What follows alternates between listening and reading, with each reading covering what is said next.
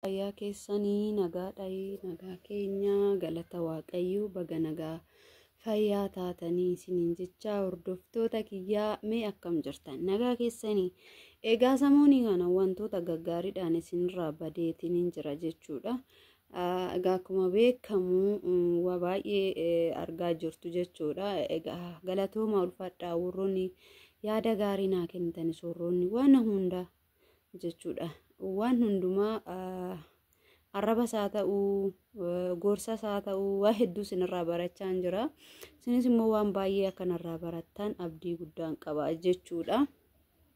Kana fakkaata har'a immoo waan haaraa tokkoon isinii qabadhee dhufe wanti haarofti ani isinii qabadhee dhufe tokko biyya Arabaa deebi'uun baay'ee ulfaataadha jechuudha.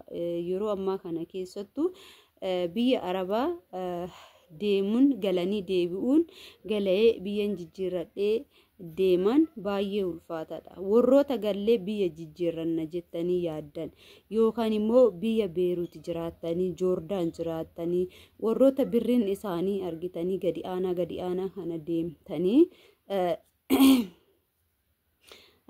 warra maallaqa guddaa qaban bira deemuu biyya akkasii warri barbaadan jechuudha. Haalli isaa baay'ee ulfaataa tokko jechuudha. Yeroo baay'ee maal wanni nuti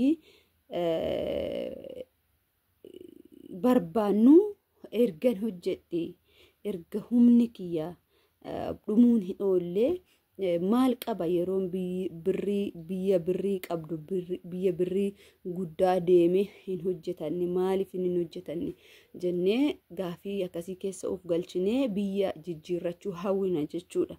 Yookaan immootu waan garagaraa taane ayi nan deebi'aa afaanan beekaa jenneetoo deebina jechuudha gara biyyaa. Gaafa gara biyyaa deebinu san immoo haalli jireenya biyyaatiin wal qabatee akkasumas immoo wantoonni nuti biyya keessatti hin milkeessine hedduu jira waan ta'eef sassanii wal qabatee baay'ee nu jalaa baduu danda'a jechuudha. Karoorri nuti dura karoorfanne sun nu jalaa wal faallaa dha'uu danda'a jechuudha.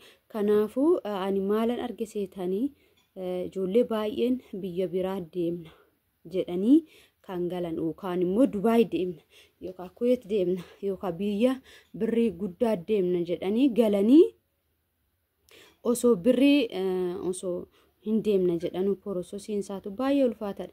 Siyoosii amma fakkeenyaaf warroonni gaafii akkanaa gaafattanis jirtu jechuudha. Yoon biyya ormaa fakkeenyaaf biyya biraatii Beeruutiidha Dubaayitti jijjiirrachuuf siyoosiin hin barbaachisaa jettan eeyyan siyoosiin karaa kamittuu ni barbaachisa. Siyoosii barachuun dirqamaa jechuudha. Siyoosii barattee siyoosiin keessuun immoo si fayyada jechuudha. Haala saniin deemama malee akka yeroo duraanii ana faanan beekaa ana barumsa nan barbaachisu deemuu nan danda'a hojiin danda'a waan ta'eef jedhanii siyoosii wanni hafu tokko hin jiru jechuudha. Siyoosii dirqama siyoosiinis dirqama akkasumas waa hedduutu dirqama.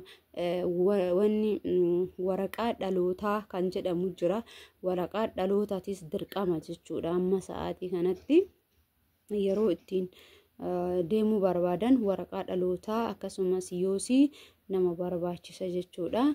Akkasumas meedikaallu baay'ee tokko garmalee dabalee jira jechuudha. Meedikaala ka'uuf duraan 3,000 an dhugaa dubbachuuf bara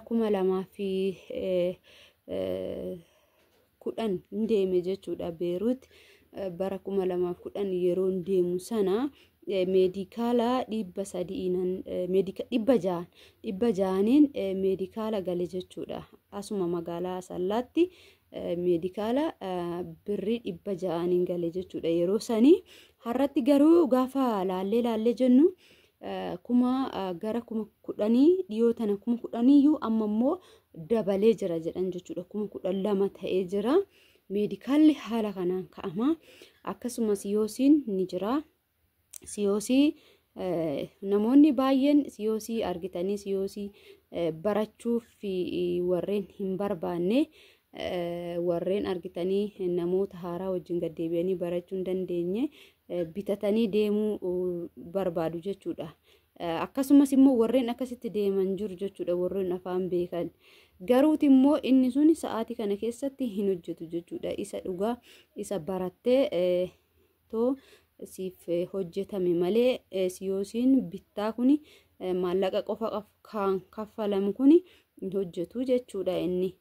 Kanaafuu wantoota akkasii kanarraa galanii biyya jijjiirrachuu irraa galanii lammata biyya Arabaatti deebi'uu irraa osoo achuma taa'anii bakkuma jiran sanitti xumuratanii waan hundaa galanii baay'ee gaariidha jechuudha. Taaritii mana gaarii nama gahuu danda'a, mana gaarii dhabuu danda'a, gahuu dhabuu danda'a, waa hedduutu nama mudata jechuudha.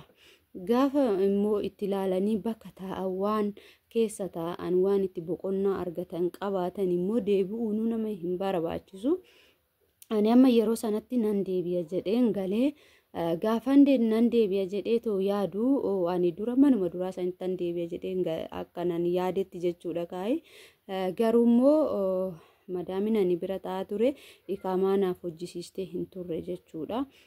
Ishiin akka haaraatitti waan na fudhattuuf maallaqichi itti guddate ergan ishii fiduun koo maaliif na barbaachise ijoolleen waan jiraniif achi namoonni hedduun kaa Dubaay jedhanii Dubaayumatti deemaa jiru waan ta'eef nama achi biiroodha jechuudha fudhatte jechuudha. Ishiin maaliif gatiin isaa hin qannasaaf waan ta'eef.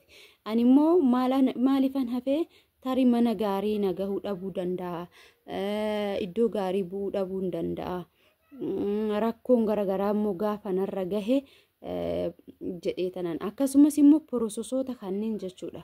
Porososoota kanneen guutee meedikaala kana birrii kana hunda kaffalee siyoosidha birrii kaffalee ashaaraadha birrii kaffalee waa baay'eetu asirraan immoo bararaanis hin jira maallaqa bararaadha dallaalaa kaffalee kana hunda hin baasu.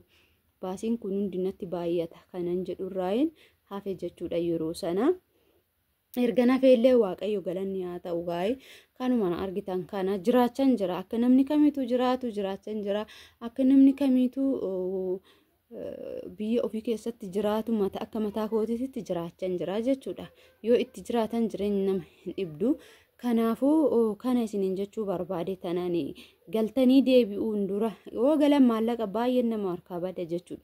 Fakkeenya maallaqa ji'a 3 gaafa fudhatanii galan har'an deema boruun deema silaa qoy nan deema jedhama takkuma takkaan keessaa luqqifama fuudhama jechuudha.